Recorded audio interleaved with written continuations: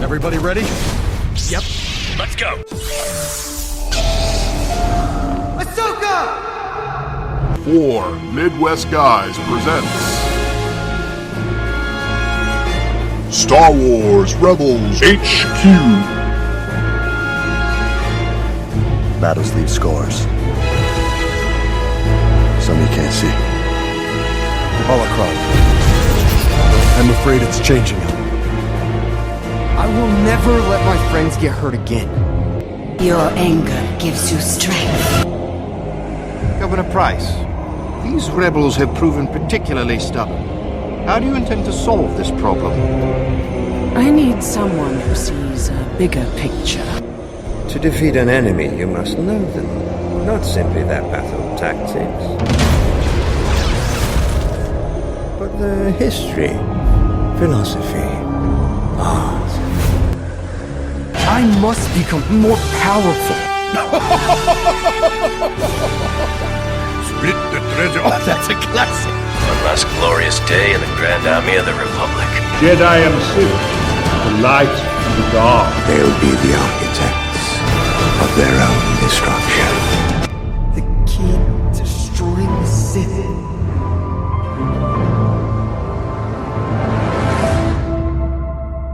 Hello everybody and welcome back to 4 Midwest Guys presents Star Wars Rebels HQ. Today we'll be reviewing Season 3, Episode 6, The Last Battle. And help me do that is my brother Aaron. How's it going, man? How's it going, dude? And Mr. Ankenbauer's back. What's up? What's going on, guys? Alright, so let's get into what I like to call the love letter to the Clone Wars fans, The Last Battle. This episode we open up with the basically a salvage mission, I guess, and they're stopped on Agamar as the planet, and they're there to, I guess, find surplus from a Clone Wars battle. You see, they even ask, "Are you gonna be okay?" And they're like, "Oh well, we got a Clone Wars veteran, so we'll be just fine." Not expecting to find anything, but obviously they do. Yeah, I mean, it'd probably be a far less interesting, episode if they just go in, retrieve the proton bombs, and then just leave. Well, I think it's kind of an interesting idea to see them actually look for surplus from the Clone Wars as well, because that's something I would have done too. Mm-hmm. Now that we know the full story, now that they've told the prequels, if I was a rebel, I'd be trying to pull from that. Oh too. yeah, I mean, as many ammunition deposits as you can find, the better. I mean, it's like some kind of strategy you'd have like in a basic video game, right? Right, pretty much. Well, it's just funny that the Empire hasn't already done that. Like they haven't gone on retrieving missions? Yes, you would think that they would have already done that just so that no one else would have that. You would think so, but if you look at like a lot of like historical wars, like there's a lot of times you just have like random either bombs or mines or just deposits of guns that are just kind of left lying around.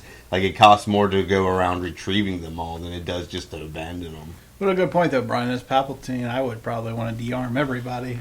I would be all about taking guns and weapons and everything else. The funny thing is, like, outside of, like, disarming the Jedis, he doesn't really seem to go after, like, he's not enacted, like, any sort of, like, firearms thing within the Empire. Like, there doesn't seem to be, like, he doesn't seem to have an issue with, like, mercenaries of any kind. Well, I think they just kind of exist as out there as the underworld. I think he kind of leaves the underworld alone, yeah. I don't think we see him really, because the Hutts are still around, obviously. We know that from Jedi. He seems to be kind of just tolerate their existence. Yeah, I think he needs them to a certain extent to probably help keep control before the Death Stars, anyway. Well, yeah, I mean, you can make the argument that from a populist standpoint, they could act as kind of a alternative to the Empire, as like a boogeyman sort of characters, right? Yeah, kind of, sort of, where it's kind of like... well, there's a lot of underhanded dealings going on too. That he can't control and stuff like that, black market stuff. That's where the smugglers come in. So that whole element part of Star Wars has always been there. Yeah. Well, then even with mercenaries, there could be an argument that there might be certain missions they might be better suited for than stormtroopers. In fact, not to get ahead, but the next episode that they're going to release, which not this week but next Saturday, is about Mandalorians who have joined the Empire in like an elite Mandalorian / Stormtrooper kind of thing. Okay. But we'll get more to that later. But good conversation nonetheless. So they're looking for the old surplus, like I said. and almost from the time Rex hits the ground, Rex is almost having flashbacks right from the get-go. This whole episode, he's having kind of flashbacks, but right from the get-go, he's like, General Kanan, Commander General Kanan, whatever.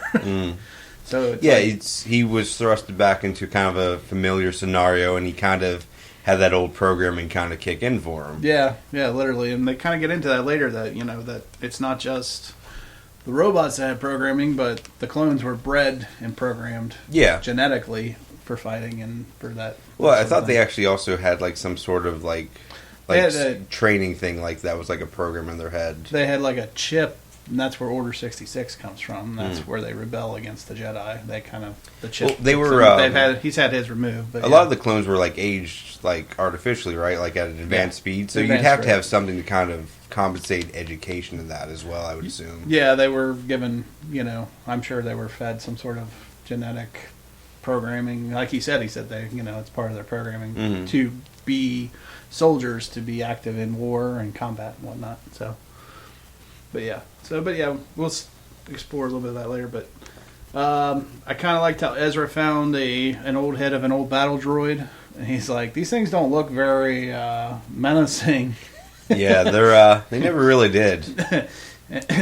And obviously Rex just comes on him. He's like, those things killed thousands of my friends, thousands and not tens of thousands. Well, yeah, but I mean the issue with the droids was not necessarily that individually they were powerful; they were just in massive units. Yeah, exactly.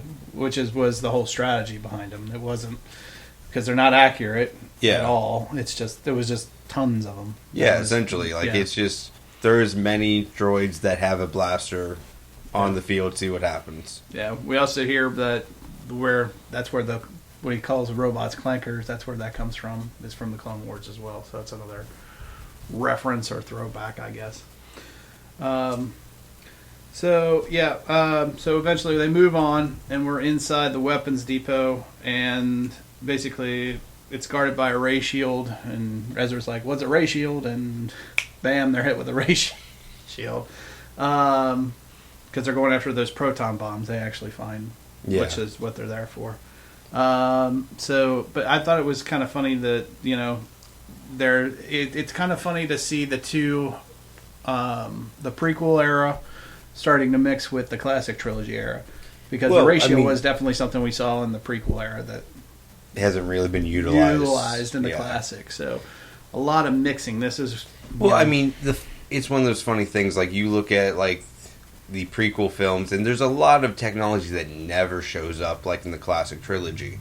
Mm-hmm. So it's things like the Clone Wars cartoons and this that really do kind of have to mingle it a little bit. Otherwise, you just have that kind of continuity error sort of thing. Like you can't really explain that's the big disconnect. Yeah, that seems like that's actually a pretty useful tool. Why is that never used again? Why did you have that technology in the prequels but not in the other one? But up until this point, the whole explanation is even for the explanation going into the classic Star Wars, is that the galaxy has been ravaged by the Clone Wars. Well, yeah, but I mean, just torn apart. When you assume that Palpatine actually used the droid army and then creates the Empire, you would think he would still use some of the technology for the Empire that was useful. Well, yeah, when the Rebels don't use the technology, they're just putting stuff together. That's fine. But from the Empire's point of view, they really should be using every advanced technology they could have and are still capable of using. And it's a fair point, because I've always thought that Palpatine you would think would want to keep the droid armies around. That they might be a little bit more useful and be able to control them more than you do a stormtrooper. Well, which are now recruited, obviously, we found out. Well, I mean, it seems like there'd be advantages to using them in higher numbers than just wiping them out. Yeah. Essentially. So, you could use them for, just scouting missions, if nothing else. Yeah. Just send them out into space, see if they find random planets. But something. I've always found that funny. The only thing I can think of is there's this thing that the Emperor's racist, and that he only likes to use humans in his military, and as far as that makes him racist. Yeah, using robots. Against robots. Yeah, it's not really racist. Well, okay, robotist, whatever. Specious. However you want to call it. I mean, the funny thing about that is though, the entire prequels depend on him using the droid army, though. Against the Republic, yes. Maybe that's the catalyst. maybe it's one of those things where he just doesn't like artificial intelligence and thinks one day, like, you know, like he can't Jedi mind trick him, so he's just like, I don't trust. So he's like, he thinks like the Terminator's going to come and kill him off, and well, he's also, but then again, he's so manipulative. Maybe that's what he uses, because we see even in Episode 4, you get the bartender. We don't serve their kind here. You know, your droids are going to have to wait outside. There are people that fucking hate droids. You know, after the Clone War. Yeah. You know, because their families have been killed by them or whatever. So I don't know. Maybe that's just an excuse that he's pretty manipulative. So I wouldn't put it past him. He's I don't know, especially after what we saw in the prequels with how they made Palpatine. You know, this. I always before the prequels, I always saw the Emperor as just this bad guy. I mean, he was just out to do evil, but they made him like manipulative, like Caesar, like super character. manipulative. Yeah, very much so. Like he's like the mastermind of masterminds, and you know, being able to play both sides against each other, and it was something, to Ian McDiarmid's credit, I thought was a very highlight of the prequels in bringing that side out. It makes Palpatine a more like three-dimensional character, very much so. Whereas before he's just like magic wizard in space. Well, yeah, he's just like friends. I don't know why you need friends. Turn to the dark side. You know, something dark side. But, you know, that's all he was up until the prequels. Something dark side. That's it, you know. So, I don't know. But we're getting off track again. Sorry. But the other thing I thought was funny about this scene is you hear the battle droids go, it's the return of Roger, Roger. Yeah. And Ezra's like, who's Roger? Yep. And I think that's a point, though, that Ezra doesn't understand. He was born on the last day of the Clone War, or the Victory Day of the Clone War, so he has no idea what any of this means. He didn't have to deal with any of it. It was like a previous generation's baggage. Exactly. It's like kids today, you know, in 9/11, they have no. We remember it, but they have no. You know, what is it? The kids in high school now, I think, have no. It's all history to them. It's this year's freshman class. That's what it was. Yeah, will be taught 9/11 as a history because it didn't happen while they were alive. While they were alive. Yeah. So weird. So strange, but it's kind of the same thing here. You know, he's only heard stories and rumors, and you know, Rex tells stories and what he's heard from Kanan and stuff. So, but. All right, so moving on to into the Separatist headquarters. Again, Rex kind of wakes up from because they stun him. He wakes up and we hear him call out for Cody, who was another Clone Wars trooper, and he was actually Cody is actually the commander that goes after Obi-Wan Kenobi, and when Execute Order 66 happens in Revenge of the Sith. That's the guy with the yellow. When they shoot at him, he's the one that gives him his lightsaber right before Order 66, and then they shoot at him. That's Cody. Okay. Just to give some reference. But so again, he's having flashbacks, almost Vietnam War flashback like kind of things. What is it? Kind of PTSD almost. Because he sees the droids, and he sees, you know, he's like, the war's not over. You know, holy crap. Yeah, like it definitely has that sort of feel. Like you definitely see him kind of going back, and he's in his head, and yeah, exactly. It's weird. Like the other combat scenarios actually don't really seem to do that with the character as much as just dealing with the droid specifically. Yeah, this is kind of the first episode where we see, like, you know, the long range effects of the Clone Wars on a clone, you know, on a trooper. It's a very mentally taxing. Well, sure. Sort of thing, You know, this is where we get that famous line that we saw in the trailer from Kanan. You know, battles leave scars, some you can't see. You know, and that's kind of what he's dealing with this whole time. Yeah. Really. So. We're introduced to the super tactical droid, not just a tactical droid, but a super tactical droid. And next season we will have the mega super tactical droid, followed by the ultra mega super tactical droid. Is that where they form? They bring all the 5 lions together and form Voltron? Yeah, I think so. Just checking. They become the ultimate tactical droid. This one actually has a name. I don't remember any of these tactical droids in Clone Wars having names, but this one has a name. His name is Kalani. I'm not sure where it comes from, or he gave it to himself. I always remembered him as just having designation numbers and stuff like that, but hey. All right, so... It's been a long time since the Clone Wars. He got bored. He got bored, decided to give himself a name, I guess. I don't know. I kind of like the idea that this guy's so smart that he thought that the shutdown code from Order 66 was actually a Republic trick, which is kind of interesting. Well, and he stopped it. You can make the argument it's a little paranoid, but yeah. But yeah, I mean that's it's an interesting. But he's a super makes tactical sense. droid. That's why he thought that, because he's super. Yeah, but then he's Super just like, I'm going to spend the next 30 years fighting a war that's not happening. Well, if you got nothing else to do, and that's all, you're a tactician. Yeah. You know, I'm going to run this program over and over, this war game over and over again. You know, it's funny as we watch this happen.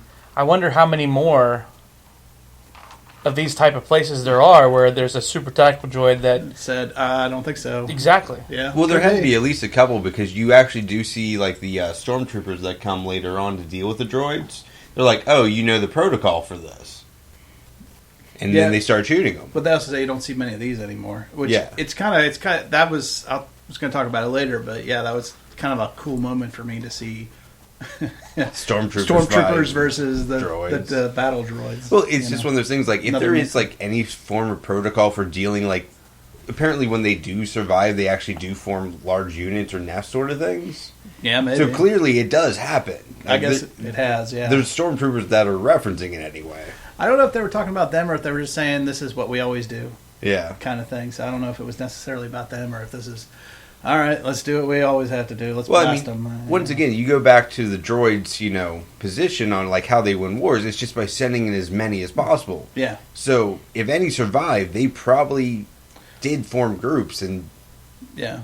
Well, it's possible. I won't say it's impossible. It's just up till now, this is the first time we've seen it in lore. But it's really the stormtroopers have the same. It's the same thing though. It's just sending in mass amounts of stormtroopers. And But the funny thing is, like, it more or less just means that in the Star Wars universe, you just have these random abandoned military bases that are more or less just dungeons. Well, yeah, that's why with like random gear. Well, that's why by the time you get to New Hope, it's so dirty looking. That's why it's used universe. Star Wars used universe. It's because the galaxy has been torn apart for years by the Clone Wars, and this is what's left.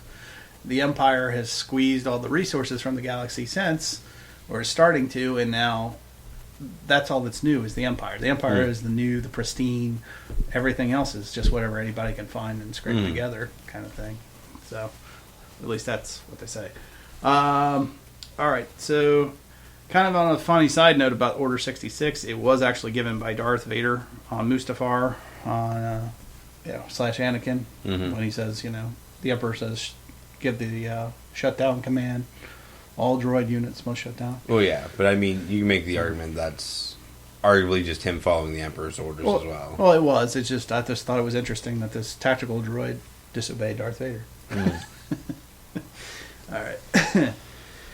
So we find out, though, that this Kalani super tactical droid, wants to play out a war game scenario where because he's all like, the droids, by my calculations, we outnumbered the clones by such and such a number. We would have won. You guys only had like a 23 point some odd % chance, blah, blah, blah.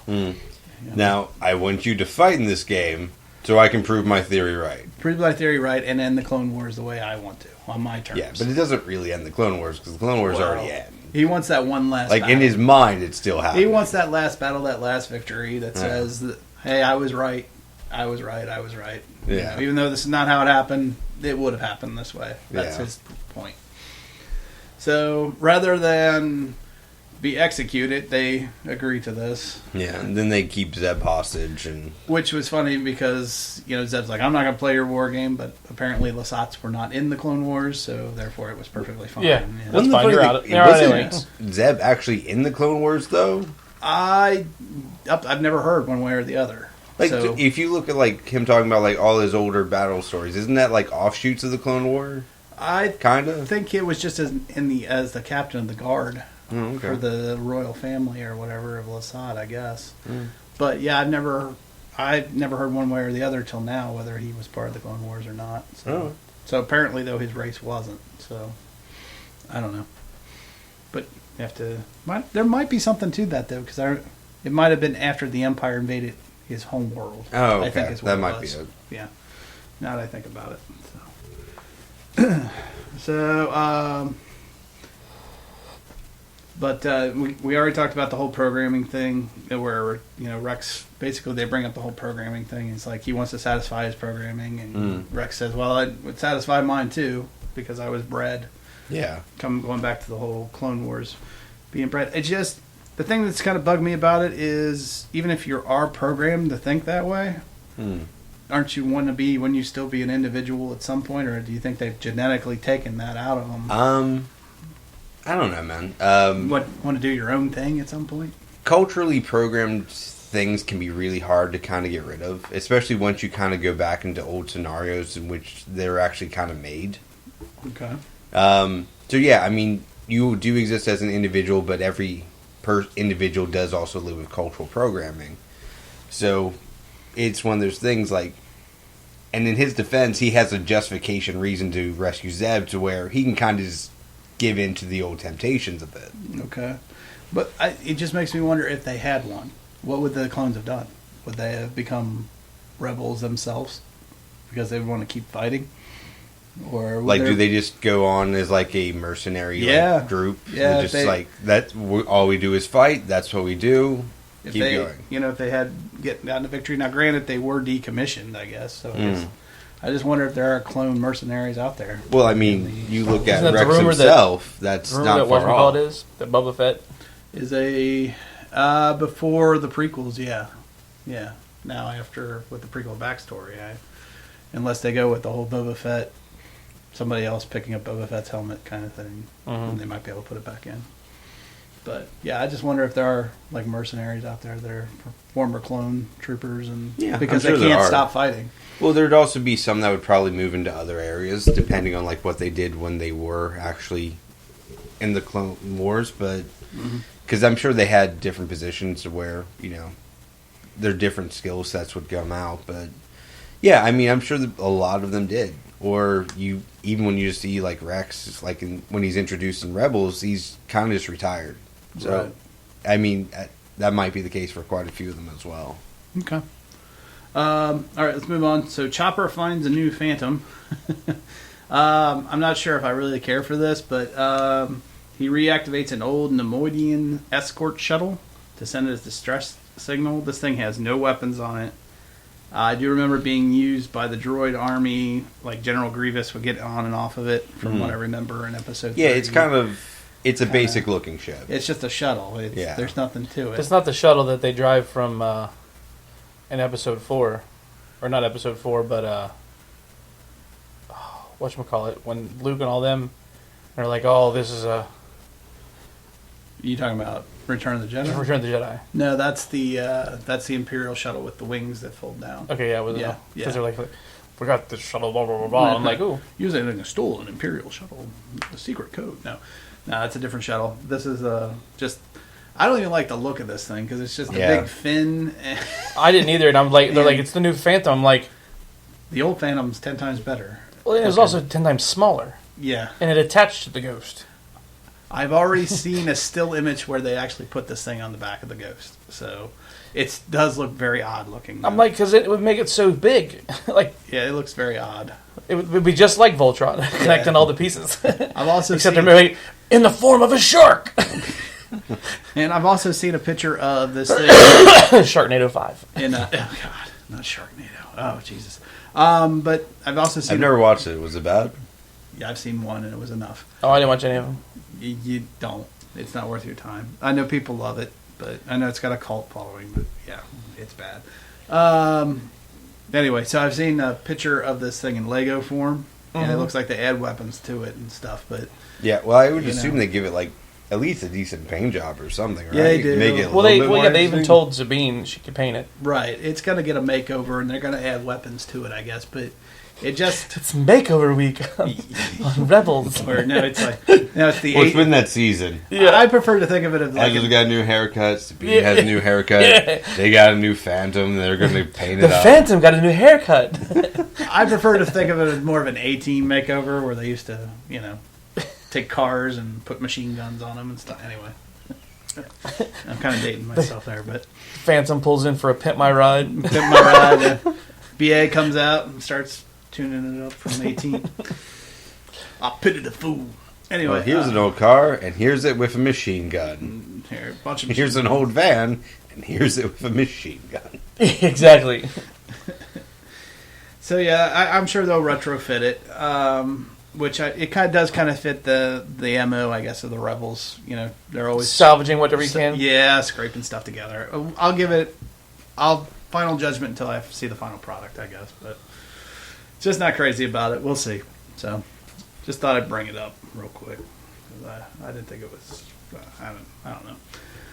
All right, so the Ghost fighting their way out. We find that Sabine and Hera are on their separate mission to get fuel, I guess. And Governor Price and Agent Kallus are giving chase. I guess they tried to ambush them and it failed, it sounds like. We don't see any of this. This is all kind of implied, and we see Kallus and Price going back and forth. I thought it was kind of interesting to see Kallus once again, you know, kind of say, well, I see your plan to ambush them basically fail. It's pretty much, if I have to be your subordinate, I am going to give you shit all the time. Yeah. So I just wonder if he helped him again. That would be my guess. I don't know. I don't know. To get him out of it. Either that or he just really hates that lady. Well, I definitely think he hates the lady. And then I just wonder how far it goes. Like, would he continue to help them he's just continuously self-sabotaging? Yes. Yeah. I could see it. Yeah, so I just wonder. I think my DVR is messing up. I missed that whole scene. Did you really? Oh, wow. Yeah. Well, for some reason... It wasn't a very long scene. For some reason, my DVR likes to... it looks like it's fast-forwarding, and then all of a sudden it freezes and then jumps. Oh, really? So it's probably one of those parts. Yeah. It sounds like it might have a hard drive going bad or something. Oh, I got something going wrong with it, I'm sure. So. It does it to me on other episodes of other shows, too. Well, especially CW. Well, anyway, it's just a brief conversation while they're chasing the Ghost. Yeah, it lasts maybe a minute tops. Tops, if that. But yeah, so I just wonder if Kallus isn't continuing his sabotage ways. Yeah, I could see it. Yeah, just if nothing else, even if he doesn't want to help the rebels. So, do you think it'd be a thing, if he continually self-sabotages it, Thrawn would actually notice that? Yeah, at some point. Eventually? At some point, yeah. I think it's going to be him versus Thrawn at some point. And I think Thrawn will probably have him beheaded or something. God only knows what. Or used That'd as be bait. an interesting thing to see on Rebels. Well, they've done it in a movie, so... Yeah. You saw him just execution style. Well, you saw... Well, yeah, they did it in Clone Wars, too. Yeah. They beheaded the head of the Mandalorians. Yeah. He used that Black Knife or whatever. Yeah, the Black Saber. Yeah. Maul does it. Mm. They have somebody stand in the way so you can't see it, but you definitely can see them. Oh, okay. So it's not like you're just going to see his head roll over and eyes go glazed. Nothing like that, but... They're going to try to pull The Walking Dead and just use Lucille, bash the guy's head in. Yes, The Walking Dead. Luckily, I don't watch that. Apparently, that caused a lot of heartache this week, I guess. Tell you what, man. A lot of people mad. It was really crazy. Mad. Yeah. You lose, one character a season on Walking Dead? Oh, no, you lose multiple people. Oh, okay. But usually, we're now down to 3 of the original cast from the first season. Well, it's going on, like its 6th season? Yeah. But they've progressively lost people out of their first group when they were trying to migrate through. But they picked up other people along the way. But of the original ones, now you're down to 3 left. And it's just, the original 3. Yeah, and it's just like, ooh. Because a lot of people thought that they were going to stray away from the book. And the character that died was going to stay on the show because he was such a fan favorite. Isn't that based off like an actual comic series? Yep. Mm-hmm. Okay. And they actually thought that it was going to... he was going to stay on the show because he was so popular.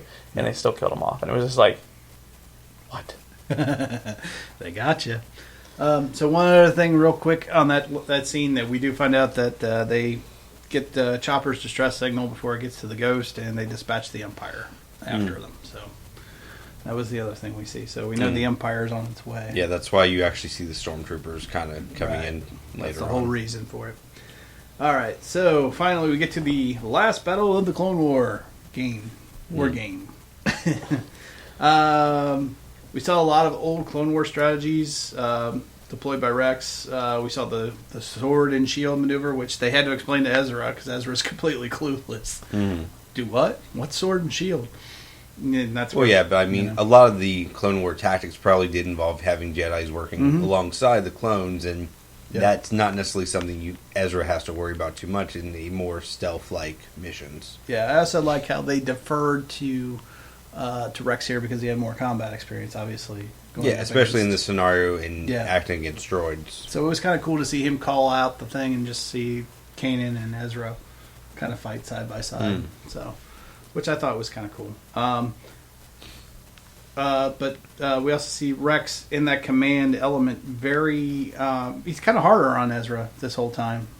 Before he's just kind of guiding him, and now that he's in command... now it kind of, you need to be a soldier here. Yeah, it kind of felt like he was having his flashback, and he was treating him as if he was a clone, right? Not as a Jedi, because he already had a Jedi, right?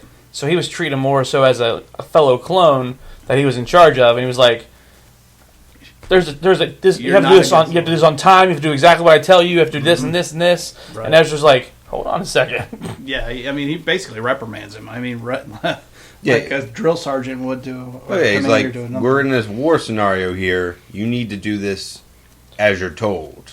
Yeah, he's like, precise timing is not a game. This is life and death. And then he walks away, and Kanan's just like, "It's not you. It's not you." He's just he has to do this through his own thing, because you could tell Ezra was gonna yell back at him, right?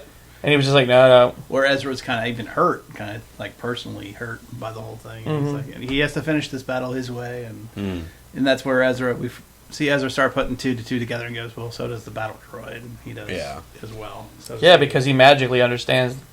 I know, we'll get to that. Both sides. Why did you say that name? Well, don't make it that. Oh, dude.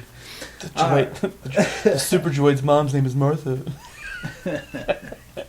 So they beat, they eventually Ezra, they beat back the main droids, and then they are surrounded by the droidicas, aka the destroyers.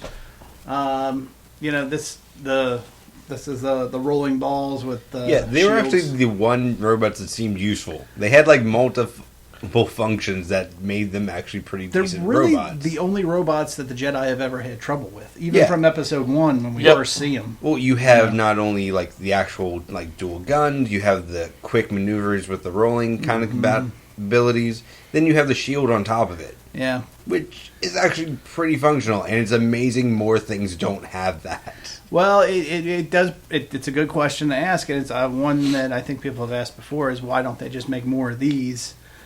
And my only thing is must be cost too much to make them. And it's even more if you only just use like the shield function of this, amazing. Like it doesn't seem. I wouldn't assume it cuts off anything like airflow or like it doesn't cut off physical things. It really just blocks blast, right? Yeah, pretty much because he's able to throw his helmet. Yeah. Well, I think that's because it overheated, but still. Yeah, but he still threw it through the shield. Right, but I think it's because the shield was failing. At least that's what I took away from it. Oh, it didn't look like it. I mean, because even not that we can know what a failing shield would look like, right? But it looked like it was the same as it usually was. And again, I only say that because Rex goes, that worked. My main question for this is they have shields that block blast, and they never use them on ships. Well, okay, so... And they never use them for stormtroopers. Well, they have them on ships. It's just you don't see them around the ships. Because you always hear them, the shields are failing, and blah, blah, blah. That actually makes sense, because remember we watched whatever episode that is of Star Wars. Which one? The droids? The droid battle. From episode 1 on Naboo? Is that episode 1? Yeah, that's episode 1. And the blasts don't make it through the shields. Yeah. But it can actually walk through the shields. You see the droids walk through. So you're right, it does just affect the blast from the guns and stuff. So yeah. So that's probably why the helmet went through it. Could be. I just thought it was funny because Rex goes, that worked. He's like, holy crap. He shoots him, takes him down. But yeah, that's a fair question though, Aaron. I've always thought the same thing is why not spend a little extra money and get a few less droids and just use these suckers everywhere? Well, I mean, even if you were just using like a shield, like if it's a small component, you could have that built into like a stormtrooper armor or something, right? I don't know. I mean, maybe. Yeah. Well, you got to think the Gungans were able to use that as actual shields when they had the. Yeah, that. Well, actually, I completely forgot about that. And the whatchamacallits use it too. Mandalorians in the Clone Wars. They have little round shields. Right. So I mean, they were able to use the shield. So yeah. I don't know. The only thing I could say with the stormtroopers is again they're just going for mass quantity and they don't really care. Their armor sucks. And well, they also don't care about them. Right. It just shows how the Empire doesn't care about their people. It's just you're a number and you're replaceable. Yeah. Well, it sounds like some couple places I've worked. Well, yeah, but it seems like you would at least have like some like advanced units, right? Like where you would implement like a lot of these more like costly technologies, like the equivalent of like a SWAT team or like a like I said, like advanced unit. The only thing I can justify is the Emperor just doesn't care. You know, it's Fair like enough. I'm going to give you minimal. I'm going to give you armor, but it's going to suck because Ewoks can smash and take you down with it. And it can be destroyed by pointy sticks and rocks. Well, yes. Well, maybe they do have shields then, and they just can't get it with blasters, but like physical things, like rocks and twigs and stuff, you can hit them with. And there might be something. I don't know. I think they get hit with like blasters. Well, they do go down pretty quickly too. And there is a point. There is something that's said in this episode where Rex gets shot, and he's like, "Are you okay?" He's like, "Oh yeah, Generation 1 armor always stands up," meaning what they've got now sucks, but what I had was top of the line. Yeah. So, difference between the Republic and the Empire, So, all right. Okay, so the end of the Clone War. Eventually, obviously, they make it to the control room. Rex claims victory. Then he's about to shoot Kalani, the battle droid, and he stops him. And he goes, "Wait, nobody won. You didn't win." They go, "Well, the droids overheated. We wouldn't have won." Kanan brought that up. Blah, blah, blah. Didn't they have, whatchamacallit, at gunpoint too? Zeb, yeah. Yeah, Zeb was at gunpoint and, behind the back, kind of, they had a battle droid on him. And anyway, they was about to end the conflict, and Ezra's like, "Well, you didn't win. You didn't win. I never thought about it before. Who did win?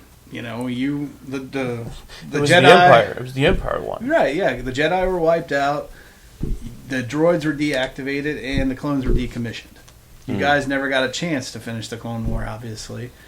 Who won? Who really won?" And then that's when Zeb speaks up and says, "Well, the Empire's here." And it's like, yeah, that's right. The Empire won. You guys were used. So what do you guys think about the realization of these two old adversaries coming to terms with the sudden realization that they've been used this whole time, or that they were used? I actually thought it was kind of stupid. Okay. I mean, not because it wasn't like a cool aspect that they would realize that, but the only clone left is Rex. Well, in the series. For the most part, yeah. And then the only droids we know of are left is these ones at the base, so it really doesn't matter in the grand scheme of things if they know that they were used or not, because there's so little of them, it doesn't even make, Also, everybody already knows the Empire's bad, so... Well, I think it's about coming to terms, I guess, or coming to peace with everything you did. I guess somebody who's seen war for years and years and years coming to terms with... Yeah, but on the one hand, it's just unfinished business. Droids. Right, I understand the other one they're is droids. So it's Rex. They should have probably made it more about Rex than the droid necessarily, but... Yeah. I mean, I think it was kind of about Rex, yeah, this episode, but for me, there was no real payoff. Okay. Well, there was just a kind of cheesy mechanism when they used Ezra to kind of create the point. Like, it's not like the super tactical droid, who's apparently uber smart for a droid, doesn't really notice it up to this point. Rex, who's had years after the Clone Wars, never really came to this realization. Yeah, I think the only thing I can take from that, Aaron, and it's a good point, but the only thing I can counter with would be that they needed somebody that wasn't involved, that didn't have anything at stake. So the Rex was heavily involved, can't see beyond the trees. The droid can't see beyond the trees. He's heavily involved. Even Kanan was involved in the Clone Wars, so maybe he can't even put all the dots together. Yeah, so I mean, I can see the droid doing that, because the droid was given one directive, was to beat the Republic. Right. Right, so that's where his focus is. He's not worried about endgame, who is controlling which side or anything else. He's just worried about beating the Republic. Winning the battle. It's one of those things, like, you look after Order 66 and, like, what that was, and then you have that followed by the creation of the Empire.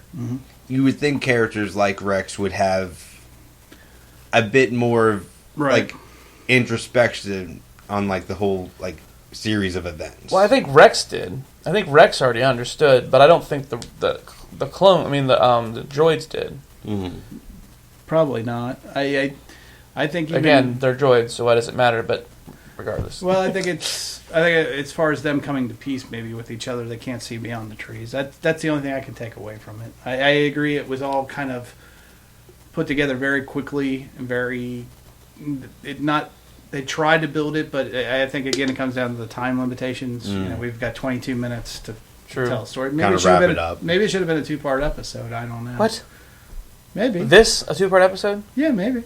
I don't know if I can. I don't know if I can handle 2 filler episodes in a row. I don't consider this filler. I really don't. But it's a backstory episode. It is. It's a backstory filler.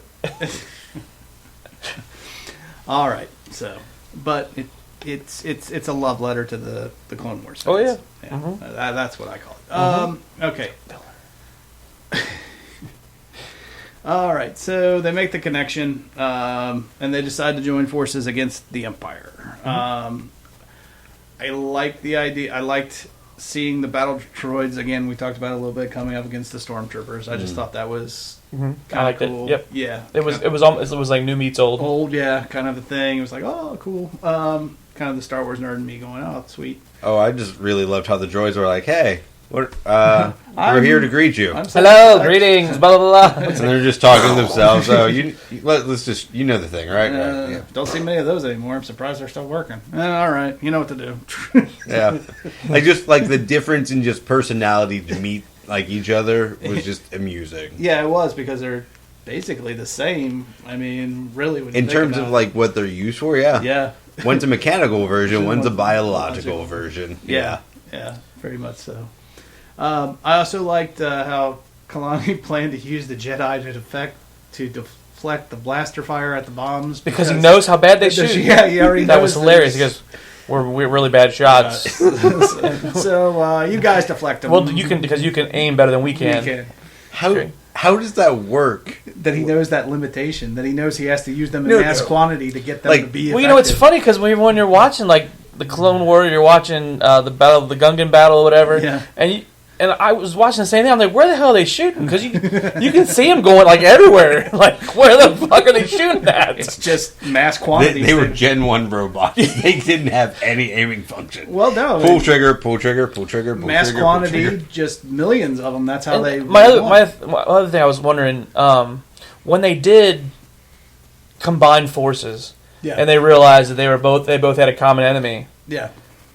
Why wasn't the goal to get all the droids together to bring them back to the rebels and have the droids fight with the rebels against the Empire? Why not use the super tactical droid to help fight the Empire? Well, he kind of because the super tactical droid's that's a little farther along here, but it's less than 1% chance. Yeah, he's like, we need to part ways. Well, what? Well, it's because he's made up his mind. But you know what I mean? I'm like, it would have been cool to see all the droids fight with him too, even if it was just on one wave of one battle. To see those droids fighting with the rebels against the Empire. Yeah, you kind of got it a little bit, but I understand what you're saying. And I wouldn't be surprised if down the line, if he starts to recalculate, and this is really for later in the podcast, but I'll go ahead, that he figures out that maybe the rebels can win, and maybe he'll join them later. I don't know. No, I don't think so. I don't think he's going to do that, but I think it's the it's the against all odds. That's the whole rebel thing. Mm-hmm. Against all odds, You only had a so many % chance. I mean, they're even doing it in the new Rogue One. They bring up the percentage. Don't ever tell me percentages. Don't tell me the odds. Yeah, so I mean, I think that's what they were trying to do there. Okay, that's cool. That's their tie into Rogue One. Yeah. They mentioned statistics. Statistics. It's the mathematical equations that ties us together. I just thought that this whole scene was, again, cool. Even Pablo Hidalgo, because I watched the Star Wars Rebels Recon show, even he said it felt like playing with two different toy lines coming together. Like you were in the sandbox as a kid and you got, G.I. Joes and Star Wars figures and stuff. It's kind of like, well, these droids have never really interacted with any of these characters. With the Empire, yeah. I thought it was cool to see the destroyers go up against the Walker. That was kind of cool. That reminds me of the Star Wars strategy game I play. Because if you're a rebel, then you get old Clone Wars stuff. So I have that little robot, and he sits there and he fires at walkers and stormtroopers. So all right. It's kind of a neat little. I have no idea what game you're talking about. Me neither.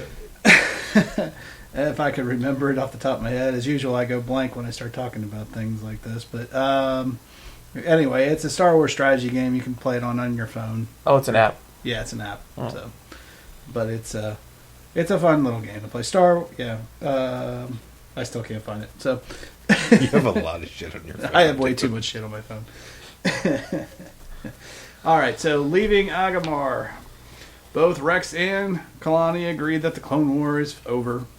They praise Ezra because he brought to an end. He did what no senators or Jedi or battle droids could do. He ended the anyone involved in the Clone Wars in any way. Yeah. Yeah.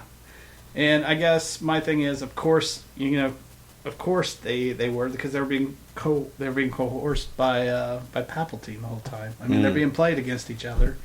They just couldn't see it. Yeah, it's a really cheesy scene, and it's probably one of the worst moments of the episode, realistically. Again, I think it has to do with time, maybe, but don't get me wrong. I can understand you saying like, "Oh, you had a different perspective on it, allow us to see this from a new light," but it's just overhyped in a way where it's like that's going a bit far. But this does beg a question though about Palpatine / Sidious. His name's never brought up. I don't even think they even mentioned the Emperor. I wonder if it's even common knowledge yet that Palpatine, the Emperor, is a Sith Lord to the common people, or even to the rebels at this point, because they. Well, I mean, even by the time you get to A New Hope, is it really considered common knowledge? Like, I know, like the Jedi's themselves know, but... right? But you would think by now that it would got out amongst the rebels that he's a Sith Lord. And you never really hear like anyone outside of like the rebellion really talk about the Emperor, and even in the rebellion itself, it's more focused on the Death Star or Vader or specific individuals they have to interact with. Yeah, it just makes me. I guess it's. I think the rebels themselves at this point don't even know. I think Ahsoka has probably put it together because of Vader, but I don't even know if they're necessarily sure that Vader is Anakin yet, other than maybe what they, because I don't think Ahsoka ever said anything to him about it. No, I don't think she did. So it'd really just be Ahsoka that might be able to piece it together. That, and obviously Yoda knows. Obviously Obi-Wan knows. But beyond that, and I guess what's his name, Senator Organa, who's Princess Leia's stepdad, knows because he was there. But other than those guys, that's it. And that and R2-D2. So, all right. So again, Kalani, less than 1% chance. I'm out of here. They part ways. Pablo Hidalgo also did say he thinks he might lend himself out as far as like he might lend himself out to the Hutts, because the question was, what's he going to do? Where's he going to go? His programming's technically fulfilled. Yeah. So what's he going to do? So find an alternative purpose in life, sort of thing. So I could kind of see that. I don't know, because you retire on the beach with a drink with an umbrella in it. Sends postcards. Can of oil in his hand. Yeah. So, and Pablo also said again that he thought he might rejoin the rebellion after the first Death Star blows up. It might change his mind. So, just to throw that in. What do you guys think? Do you think that I can see him joining the Hutts? That would be an interesting kind of like variant of going into. Kind of like, don't get me wrong, you'd have to like change like how his programming works, because I mean you wouldn't necessarily be dealing with like individual battles as much as just advisory role. Would have to be, I guess, like a think tank organization maybe.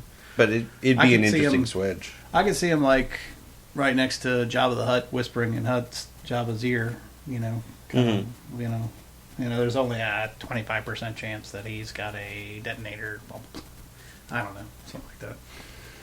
All right. I also, real quick at the end, I like the ending. The Star Wars Rebels graphic was done in the Clone Wars style, and for a brief second before Disney XD put on their preview, they were playing the Clone Wars music. So, again, a nice little wrap up to the Clone Wars, and maybe a nice way to throw a bone to the Clone Wars fans that still feel like they never got an ending to the Clone Wars, and because there was like a season or two that was more or less planned that got cut off. Yeah, that we never saw. And so here's your end of the Clone Wars. Yeah, here's your ending. Maybe not what you wanted, but here it is. Because once again, no one's better than Ezra. And again, we hear about the Phantom needing a new paint job. I don't know about this new Phantom. We'll see. All right, well, we've definitely gone over this over nauseum, and we're up to 48 minutes, so let's just go right to final thoughts and grades.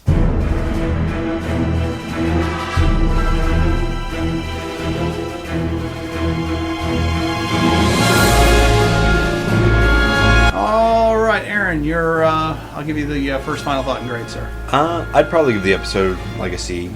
C? Like, it had some fun moments, like, especially seeing the droids and stormtroopers interacting is kind of amusing, but it's also kind of slow. It's a little over the top and cheesy. And I just think it's one of the lower episodes for the season. Oh, okay. All right.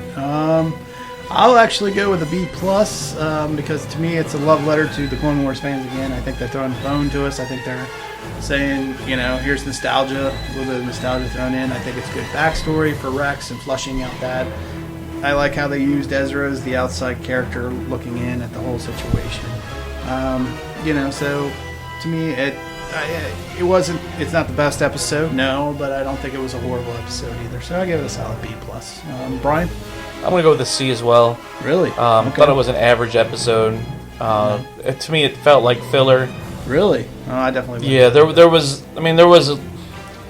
Like I said, it was the droids, so they served no purpose. Because even at the end of the episode, the droids went away, so we still end up with no droids helping the rebels, and so it was basically all for naught, except for to show us that Rex has PTSD, and they got a flying box. And they got a flying box that they can call a Phantom. I didn't care for the episode all that much. There was a couple cool scenes where they did team up with the droids to battle the walkers and stuff. I like that part. Yeah. But for the most part, yeah, it's just a C.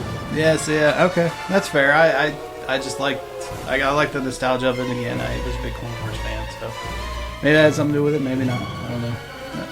But all right, so where can you find 4 Midwest Guys? It's real easy. Go to google.com, just type in the number 4 Midwest Guys. You can find our Facebook page there. You can find our link to our Twitter page there. You can also find our iTunes account that way, I believe. We're also on Stitcher. Just about every other online app out there. We're on their OneCast. We're on that as well. If we're not, reach out to me and I'll make sure we're out there. We also now have our YouTube channel where we're posting all our audio podcasts as well. We're multiple avenues. Obviously, the one that you already found us on, and then obviously through Podbean as well, which is where the hosting is done. So however you found us, make sure that you add us to your feed. Take our feed and put it, whether it's through iTunes, whatever, subscribe to our feed and make sure you get all our podcasts, because we do not just Star Wars Rebels, we do Marvel DC Kings, which deals with everything that is the comic book movies, comic book TV shows, etc. And we also we did a whole season of Game of Thrones on season 10, and we do a lot of other different stuff. We've got Doctor Strange is coming up. We'll do a review of that. We've got Rogue One coming up. We also do a lot of Star Wars breaking news on that. So lots of other podcasts, lots of other programming out there. So make sure you reach out to us. All right, Brian, thanks for joining us. Hey, thanks for having me, man. Absolutely. And Aaron, thanks for joining us, sir. Yep, no problem. And this is B. Willie saying, may the Force be with you always.